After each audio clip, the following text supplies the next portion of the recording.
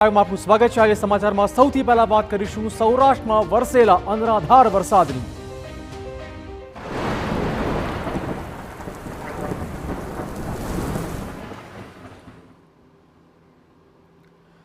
સૌરાષ્ટ્રમાં જળતાંડવ કરતા મેઘરાજા। રાજ્યના 103 તાલુકાઓમાં આજે વરસાદ બરાબરનો પડ્યો છે। સૌથી વધુ દ્વારકામાં લગભગ 12 ઇંચ વરસાદ નોંધાયો હોવાનો આંકડો સામે આવ્યો છે।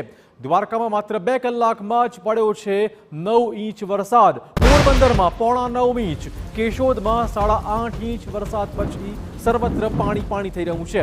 વંથલી, ઉમરગામ અને કલ્યાણપુરમાં પણ લગભગ 6 ઇંચ વરસાદ પડ્યો હોવાના સમાચાર। ખંભાળિયામાં 4.5 ઇંચ તો વલસાડમાં 4 ઇંચ વરસાદ પડ્યો છે। પારડી, મેંદરડા, કાલાવડમાં લગભગ 4 ઇંચ પાણી પડ્યું હોવાના સમાચાર છે।